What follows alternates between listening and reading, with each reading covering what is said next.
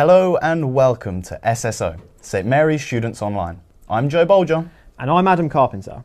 In this week's episode, we'll be analysing and discussing whether video on demand spells the end to the broadcasting schedule. To help us answer this question, we spoke to industry representatives who offered their first-hand insight into the positive and negative effects of video on demand. Also, SSO's Tommy Hill hosted a panel discussion with 3 special guests who share their opinions on the topic. So a lot to get through on today's episode. Indeed it is. So Adam, when do you use video on demand? And in what circumstances would you use the broadcast schedule? Well, that's a very good question, Joe. Well, I use video on demand services on a regular basis. For example, I use BBC iPlayer, 4OD and ITV Player. I still use the broadcast schedule though, mainly for season premieres, season finales, Christmas special, sports and live events. Personally, I find on-demand very easy to operate. Not relying on the broadcast schedule makes me less anxious because I know I won't miss anything new. On-demand fits perfectly into the typical 9 to 5 lifestyle because of its flexibility and its convenience. With the growing popularity of the on-demand services, it will be interesting to see whether the broadcast schedule is still used in the coming years. That's very true. I guess time will tell. To summarise the journey of video on demand, our very own George Jackson explores the first examples of on-demand services before establishing the effects it has on the broadcast schedule.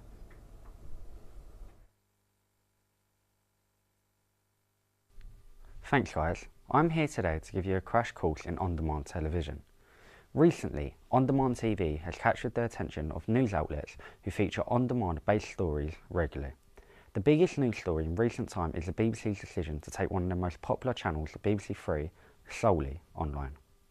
So this is the end of BBC Three, isn't it? It's not the end of BBC Three.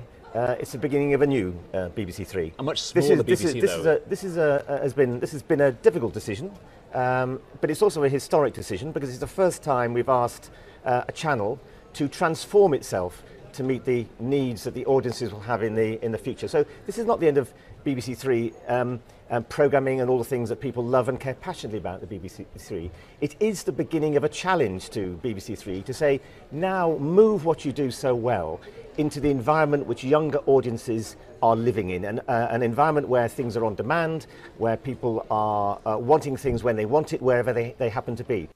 When you think of on-demand television, most people think of people streaming their favourite shows on their iPlayer on their iPads. However, on-demand has existed in many forms for decades. Taping programmes on VHS is one of the earliest forms of on-demand television. Recently, however, the availability and the convenience of on-demand services have seen a massive boom in number of people who take advantage of these services. Netflix alone has 66 million subscribers, and the BBC iPlayer handles roughly 177 million stream requests a month. Sky Go's unique user has jumped from 2.7 million to 3.26 million, and you can now view on-demand and live television from a wide range of devices, including the iPad or a tablet, a laptop, a mobile phone, and not forgetting television itself. This growing desire for on-demand television has led to global media coverage. This morning, Netflix, and joining me now is the boss. It's a US streaming website. Just explain what it does.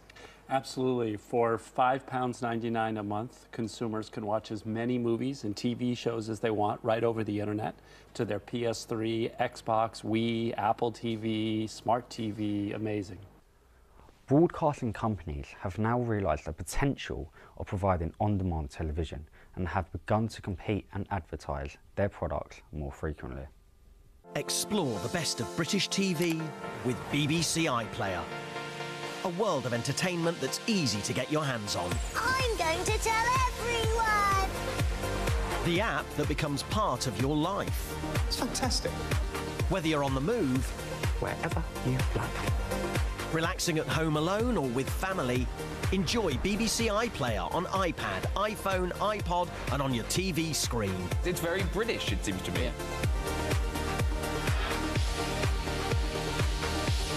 More than 3,000 hours of great quality content to watch or download. Impossible. This is why we are covering on-demand television in this week's show. we'll be looking more closely at whether or not the availability of on-demand television is threatening the broadcast schedule. I recently spoke to Zoe Snowden, who's part of the production team at ITV.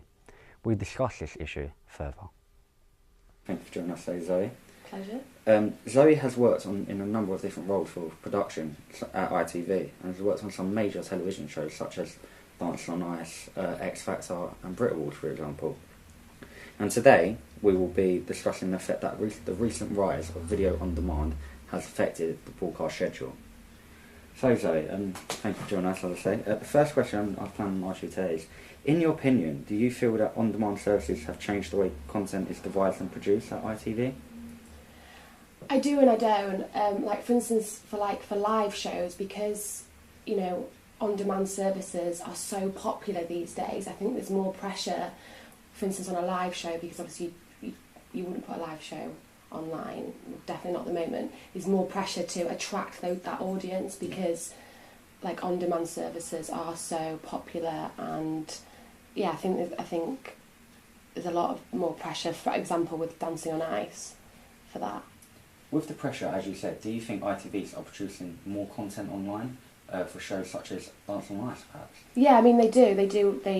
This year, I think in particular, I feel like the last 2 years on-demand services have become a lot more popular, and yeah, every week they always have links through Facebook or to the website about the celebrities' opinions of this week's show or opinions of Torval and Dean's routine this week, and it seems to be a lot more internet based, and a lot more put online from the popularity of on-demand services. Okay. Could you see that rising? So ITV are doing a lot, so they are showing Torval doing, they are sort of advertising as well with the main show, but can you ever see a time being when not the main show being just completely on-demand, but there being more on-demand? Well, I don't know about ITV, but I know for a fact that the BBC had the highest number of views online last month. I think it was 182 million like uses of people using on-demand services, whether it's through a tablet, TV, internet, and I know for a fact that I think it was recently they announced that they're going to put mainstream shows online first before on the TV, so that just shows that how popular on-demand is coming, because I know with the BBC they've only had pilots online first before on TV, so that does show that they're recently doing that. So are new programmes at maybe ITV being produced solely online, or do you not think ITV are quite ready there yet? I don't think they're quite ready yet, to be honest. But the BBC are obviously trialling it, and then I think from there, because I do love ITV, but BBC, they're the big dogs, and they're the ones that are, trialling this first about putting mainstream shows online first. So if that's a success after this trial, then I think ITV will definitely follow. But from the content that's online now, from various shows like Come Dine With Me and This Morning, ITV are putting a lot more online. As you can see, from Zoe's point of view, it is clear that the media companies are gearing up to produce more on-demand content. However, at this point in time, on-demand television doesn't pose a significant threat to the broadcast schedule. That's all from me. Back to you in the studio. George Jackson reporting there with some very interesting facts and statistics. 66 million people subscribing to internet-based firm Netflix is enormous. That equates to almost the size of the entire UK population registering to the on-demand service. Video on demand is more commonly recognised as a free catch-up service from TV channels such as BBC iPlayer, Channel 4 On Demand and the ITV Player. After the TV show has been broadcast, it will be uploaded online but will be removed from the website after a certain amount of time.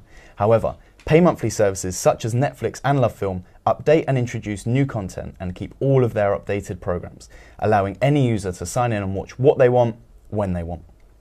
The different uses of video on demand clearly underlines the rapid progression.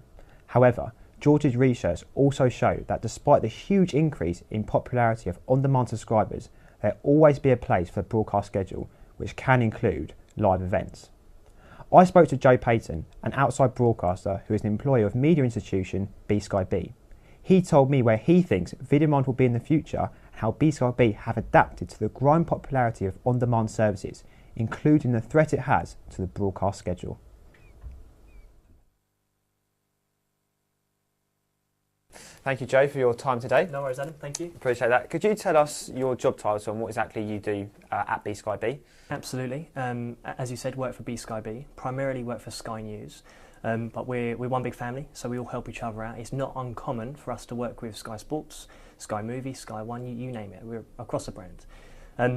My role specifically in Sky News is outside broadcast. So we work with everything behind the camera, on set, on scene. That could be as far west as Washington and as far east as Beijing. Obviously, on-demand services is a huge part of the television industry now. How has that affected you and your job? Fantastic question. In all fairness, we used to, Sky News had its 25th birthday just a few days ago, 4 days ago in fact. Back in the day, well before my time, Sky News was known for live broadcasts on the hour, every hour, without fail, 24 hours a day. But now, in the space of 5 years, I would honestly say, we've actually grown. We've taken on more staff. We have opened up a new department, and the new department specialises in on-demand content. Now that's Sky News. We focus on producing packages and documentaries. We can range anything from 10 minutes long, like you would have on the iPad, to a full hour-long documentary that can be from anything to, most recently, the flooding story. Previously, before that, we did a massive documentary on Nelson Mandela's death and funeral. Now, back in the day, we wouldn't be seen doing that. We would do our lives on set or on scene, and that would be it.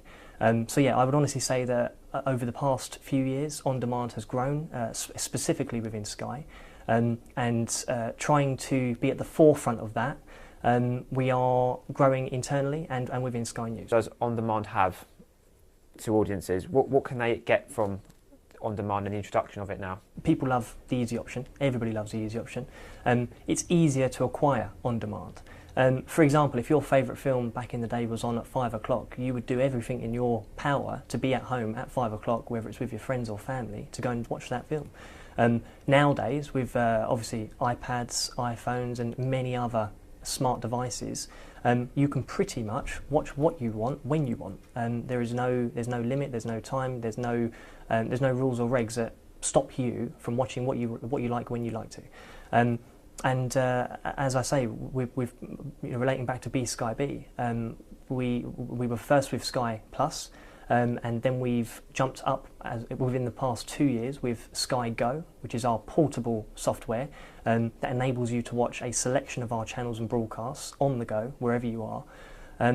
There's more in the future. We're already working towards what is after that, what is next in line for the public to assume and to take on. So, yeah, definitely. What examples would people tune in for to revert to the broadcasting schedule? When in some instances, is broadcasting schedule more important than video on demand? What is it? What examples do you think there are? Specifically live. Specifically, I witness it myself, specifically live work. Whenever there's a big event, a big procession, the Olympics. So sporting events. Sporting events are fantastic for it. Sky Sports have a solid customer base. And when you look at their programmes, any number of them, we all watch them. Again, you can't package for something that hasn't happened. So you can make on-demand content for an event that is coming up, an important football game, an important event. However, the event itself, due to it not actually happening at the time of the content production, you couldn't package for that. That has to still remain on the broadcast schedule. So specifically, live work and key events. But the likes of movies, let's look at Blockbusters. Blockbusters closed because they didn't keep up with the times. Sky developed an on-demand system where people can, through their box at home or on the go, but initially through their box at home, grab content, grab movies, put it on their box, and they can watch it whenever they want, wherever they want. Where's the future hold for television and on-demand? I personally believe we will develop on-demand further, and like many other companies out there, if I asked you what Netflix was 2 years ago, you probably wouldn't know. I wouldn't have known. Whereas now, Blinkbox, Netflix, Sky Go, all of these companies have all developed their on-demand sectors, and they've risen. So I do think on-demand is the future, but I do not think that is the total end of it, and I do not think that the broadcast schedule will just close because of that. Thank you, Joe, for your time today. No worries, Adam. Thank you. Really appreciate that. Thanks to Joe Payton, who was speaking there. It is clear that B-Sky-B have accommodated the change and attempted to be at the forefront with other competitors by opening a new on-demand department within the company and developing devices such as Sky Plus and Sky Go. The media companies have allowed easy access to their programmes via on-demand smart tablets such as laptops and mobile phones. B-Sky-B believe that even though video on demand appears to be the future of television, the broadcast schedule will still remain, as you can't package for live sporting events such as the Olympics and royal ceremonies such as the Queen's Jubilee. So, do you think video on demand will ever eclipse the broadcast schedule? SSO's Tommy Hill anchors a debate with special guests Moira Stewart, a producer and director for ITV, Paul Nasser, a broadcast production coordinator for B-Sky-B, student Josh Bovington, and Lisette Barlow, who worked as a senior EVS operator in broadcast operations at B-Sky-B. Our special guests share their individual opinions on the topic. This is what they had to say.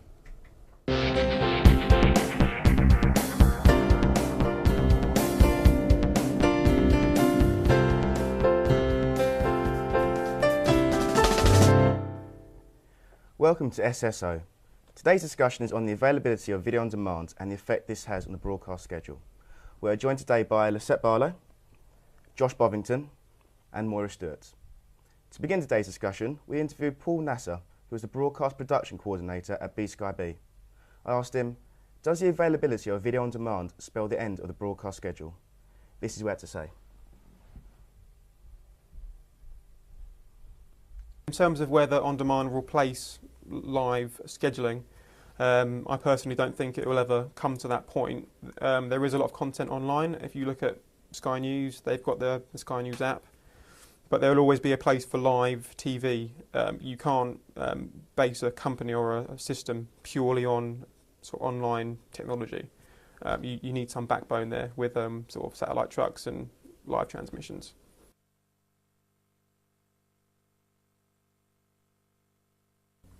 In my opinion, 17 to 25-year-olds is the main target point for on-demand services.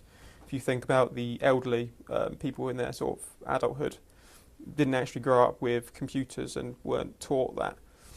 So they would find it difficult to sit around using an iPad or on a laptop screen and watch television or watch TV shows or sport. And I think that the elderly especially are sort of sidelined by technology, by on-demand services, and they're definitely going to be sticking with live transmissions and normal scheduling.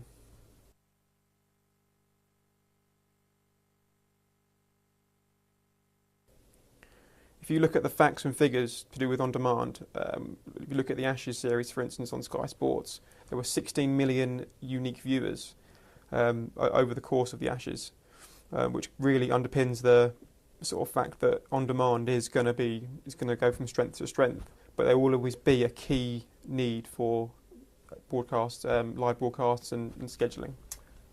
I'd like to thank Paul Nasser for his time and his answers. Moira, do you agree with what Paul had to say? To a degree I do, yes. I mean, it's true to say that obviously a lot of people do watch on-demand viewing now, but 90% of the schedule is still actually watched at the time it's aired.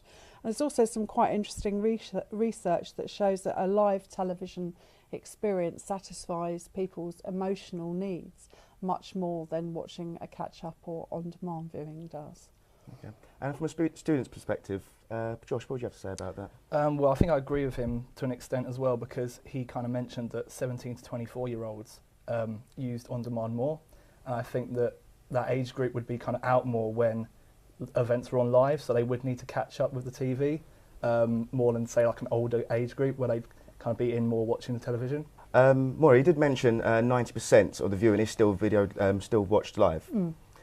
Do you think this is mainly for like the big events like the Olympics, Royal Wedding, and these events that are wanted live, or do you think these are the only instances that TV surpasses on demand? No, absolutely not. I think reality shows, soaps, they all scream to be watched live and in the moment. And I think one of the issues with that will not take away from watching live television is how people interact with social media while they're watching television. And I know that if I'm watching something, all my friends are tweeting or Facebooking about it at the time. And in fact, if I watch something later from after the time it's actually been broadcast, for instance, an X Factor or something like that, I actually can't look at any social media because I will know what's going to happen. But certainly things like soaps as well. Celebrity Big Brother recently was a really good example of programming being watched live, and it was so successful that they actually extended the run of it. They actually increased the amount of days that it was shown, and that's again a really good example of a programme that needs to be watched live as it's broadcast. Lisette, do you believe that live events are the only instances where TV surpasses on demand? No, I don't. I think it's, you know, you can be watching a great television show and actually some of the excitement in that is waiting for the next episode to come out. I'm quite a big fan of Netflix. At the moment, I've been enjoying getting into box sets because there's not been an awful lot on the television. But at the same time, when a new television show comes along and you're really hooked into it, it's really nice to actually have that wait between episodes. So there's actually something quite nice about that. And also, like you were saying, there's also a shared experience, which I think you miss out slightly on when you're just reliant on catching up using on-demand services. But I think there's an argument that they sort of go hand in hand a little bit now. You know, because you will miss out on things with life being how it is. But it's good to also remember that it's quite nice to be hooked into that feeling of waiting for the next episode. Josh, obviously as a student, you do tend to have slightly more time in your hands, not having a full-time job. Lisette did mention Netflix. Yeah. Do you find yourself watching more programmes on demand, or you still find yourself watching TV live? I think that I probably watch more on demand, because with Netflix, for example, there's some series that you can't actually watch on television. Yeah. So say Breaking Bad, like you'd have to watch it on demand because it's not actually on television. So I'd say I probably do use on demand more. But then there's certain shows like the X Factor or maybe even the Olympics where you would like watch it in a group situation. So it's kind of like a social occasion to kind of get together and watch something live. Yeah, Maura, I see you nodding there. Do you agree with what Josh had to say? Yeah, absolutely. Yeah, no, totally. I know that watching things like Netflix, they're never going to replace watching live television. But as you say, you get access to additional content that perhaps you might not get on a traditional broadcasting platform. And Josh, still talking about technology. Yeah. As a student, do you still watch around the television, or do you find yourself on the laptop watching such programmes? I think with kind of things like Facebook and Twitter, you're kind of alerted to things that have happened through that more. So kind of what Moira was saying, you kind of hear about things on Twitter because everyone starts talking about them, but then you can put the news on and find out exactly what's happened or find out in more detail what's happened. Okay, I'll come back to you again regarding, because I know you like Netflix and whatnot. Yeah. Do you think the vast variety of programmes available to watch on demand is the reason why there's such increased popularity for it? Yeah, I think so, because like if you're watching something live, you'd have to wait however long for the next episode. But say if you were on Netflix, you can kind of just watch the next one straight away, or like you can kind of pick and choose what you want to watch and when you want to watch it. But when like you're kind of restricted to the schedule, you can't pick and choose as much. Okay, Alyssa, anything you want to add to that? I really like Netflix. I think it's a really good way of watching box sets, especially when you want to stay in and actually watch a whole lot from start to finish. And I think actually if you look at Orange is the New Black, the way that it is, they've obviously putting all the new stuff on from the 6th of June, but you've also got that gap where everyone is counting the days down to the new episode. So it's kind of similar in the sense that it's going live, but it's on demand live. So it still has that similar sort of crossover feeling from live television. But I do really think that Netflix is on the rise, but it wasn't great when it started, but it certainly got better. Yeah, sure. Finally, we'll just ask one final question. I'll start with you, Maura. Mm-hmm. Do you think there will always be a place for linear broadcast TV, or do you believe it will be replaced by on-demand? I don't think it will ever be replaced by on-demand. Thinkbox have done some research and they reckon that 15 to 20% perhaps of linear broadcasting will be replaced by on-demand in the future, but that will be its ceiling point, and that will be adding on a bit year by year. I mean, certainly as a consumer myself, I think I probably watch an awful lot more television than I ever did, because I can now make a 30-minute train journey and I will put stuff on my phone from my player, I'll download stuff, or I'll download something from Love Film. So I actually consume more television than I ever did before, purely because I have access to it on so many more devices than I used to have. Sure. And Josh, do you think on-demand will replace linear broadcast TV? No, I think there's probably a place for both to kind of coexist, because with things like soaps, you kind of set aside a time to watch, say, EastEnders every day at like 6 o'clock or whenever it's on.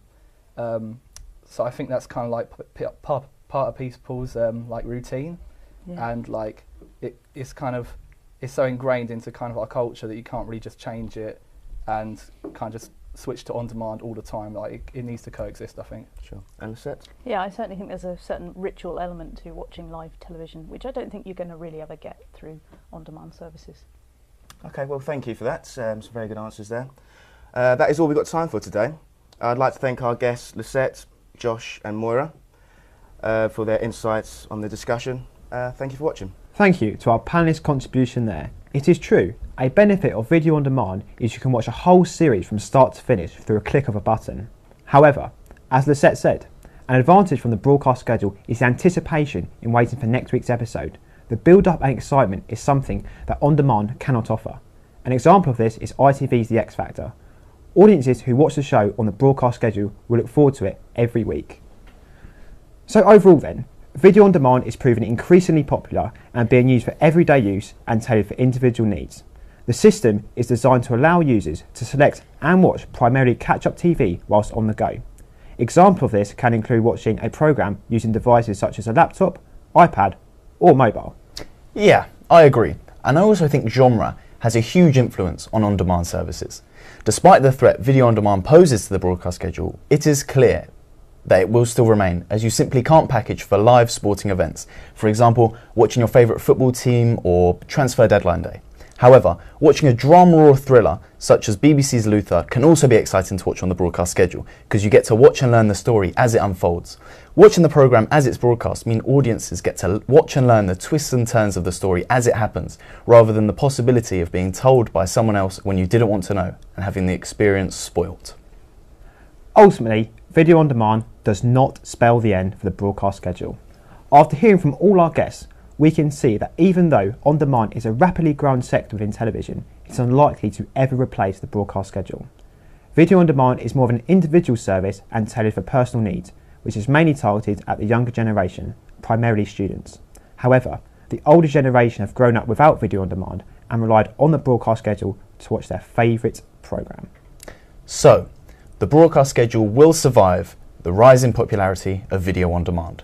The evidence we have collected suggests that in the future, the two will have to work in unison as they provide the same programmes, but they just deliver them differently. We have also learnt that the evolution of technology has complemented the growth of the on-demand region of television.